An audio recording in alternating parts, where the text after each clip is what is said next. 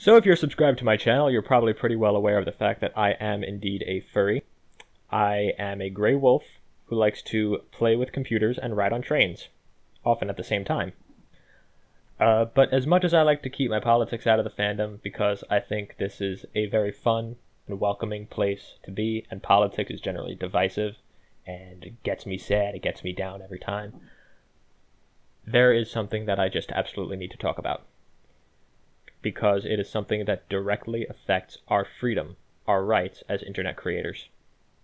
It directly affects a lot of our livelihoods, not mine. This is only a hobby for me.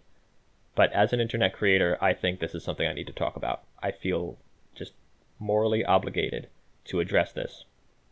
I'm not particularly worried about expressing my political opinions because my subscriber base is so small, but I feel like I need to get this opinion out there.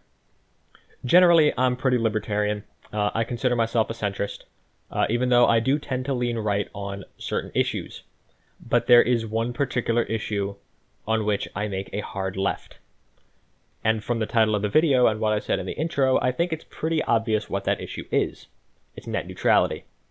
Generally, the conservative and libertarian economic theory is based on the idea that government regulations have a tendency to stifle innovation and competition, and that rolling back government regulations is always welcome.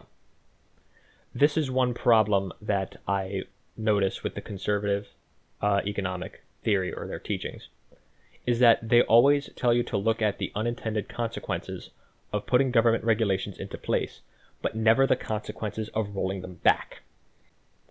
This is something that we desperately need to talk about right now, as the FCC is planning to undo the Obama-era net neutrality regulations. This is one government regulation that, as a libertarian, I can proudly say I don't want anybody to roll back. So let's now take a look at this article from Business Insider. On Tuesday, the U.S. Federal Communications Commission announced that it planned to vote on an order to roll back Obama-era rules governing net neutrality. Simply put, net neutrality means that all data on the internet is treated equally. An internet service provider can't prioritize certain companies or types of data, charge users more to access certain websites and apps, or charge businesses for preferential access. So as you can probably see from this, charging businesses for preferential access, this is problem number one that I have with the proposal to repeal this thing. This will allow a large business to pay for a sort of fast lane with extra bandwidth so that they may reach their customers faster. Who do you think is going to be able to afford this? Obviously the big businesses, the big rich businessmen. They're going to be able to pay extra for more bandwidth so that they can reach their customers faster because it will load faster on their computers. A smaller business will not be able to afford to do this, and so their web services will obviously load a lot slower on your computer. This will absolutely kill any kind of competition, any kind of chance for a small business to grow their web services. Think about it. If you are trying to load a website on your computer and it's loading very slowly, what's your first instinct? It's probably to go to another web page that'll load faster. With a repeal of net neutrality, it is almost guaranteed that the website that loads faster is one from a bigger company who is able to pay for more bandwidth, thus leaving the smaller business who's just trying to grow in the dust. Advocates of net neutrality argue that it ensures a level playing field for everyone on the internet. Telecoms firms, however, are largely against it because of the additional restrictions it places on them. Oh, boo-hoo! You fucking telecom business owners, you cable TV owners, you are the 0.01% of Americans that net neutrality actually hurts. Get the fuck over yourselves. But with the Republican majority FCC likely to vote on December 14th in favor of rolling back the order, what might the American internet look like without net neutrality? Just look at Portugal. Oh boy, this is going to be a fun one to talk about. The country's wireless carrier Mio offers a package that's very different from those available in the US. Users pay for traditional data, and on top of that, they pay for additional packages based on the kind of data and apps they want to use. So as you can see here, if you're really into messaging, it's going to be about €5 a month. If you want to go on Facebook, Instagram, Twitter, Snapchat, or any of those, it's an extra €5. If you want to go on YouTube, another 5. Do you kind of see what I'm getting at here? It's kind of like price gouging, is it not? The scary part is that with the repeal of net neutrality, there will be nothing at all legally stopping an ISP from doing this to you, from charging you extra to go to certain websites. So the ISP might even take it a step further and charge you even more to go to an individual website or use an individual service. As we can see here, the Portuguese wireless carrier Mio does offer some services of its own. It offers a music service, a streaming service, and so on. So there's nothing legally stopping Mio from charging you extra if you want to go on Spotify, or you want to go on YouTube, or if you want to use any service that competes with a service that they provide. They can not only charge you more, but they can also reduce the bandwidth that they provide for that specific website. This allows them to discriminate between different types of web traffic and offer different amounts of bandwidth and charge different prices to go to different websites.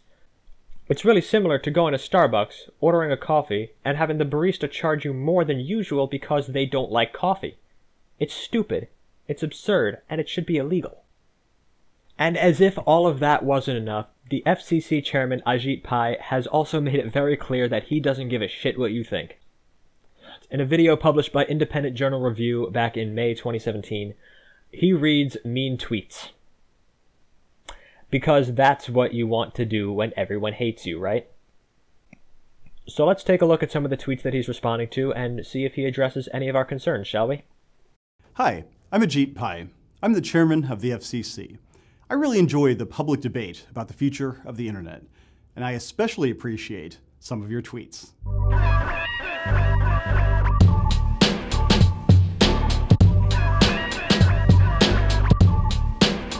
At Charisse, Ajit Pai reminds me of Pinocchio, except instead of his nose growing when he lies, his head starts bubbling. Hashtag Pai Bubblehead. Charisse, I find that really offensive. I always tell the truth. At Freedom Game 1776, Ajit Pai, go back to Africa, where you came from. Do you even English, bro? So this goes on for about another 3.5 minutes, and honestly, I just could not stomach any more of it. If you want to watch the rest of it, I'll link it in the description. All he does in this video is cherry pick. These are a bunch of hand-picked tweets, which serve no other purpose than to attack him personally and call him names. And all he's doing is responding to them so that he can be funny. Face the music, Pai. Everybody hates you right now. It doesn't do you any good to just respond to mean tweets from Twitter. It doesn't do you any good just to laugh at people for their grammatical errors. What you need to do is respond to some of our legitimate concerns. Don't just cherry-pick tweets like this. These aren't tweets that matter. We have legitimate concerns about extra fees, throttling, and censorship because of your proposal. So now that I've said everything I needed to say, what can we do as American citizens to save net neutrality? Well, this tweet from @_Alex Hirsch explains it all. These are the 3 people left to decide the fate of the internet. We only have to convince one of them to flip to a no vote to save net neutrality. Let's light up their inboxes. Their email addresses are listed on screen. I beg you, if you are watching this video, send this video to all 3 of these men. Send this video and any other video you can find on the topic to all 3 of these men. We can save net neutrality, but we need to take action in order to do so. We're not just going to sit around passively and let the FCC fuck up a whole bunch of people's livelihoods. I'm not going to let that happen. So with that, I think this is a good place to bring this video to a close. Let's save the internet, guys. Let's fucking do this.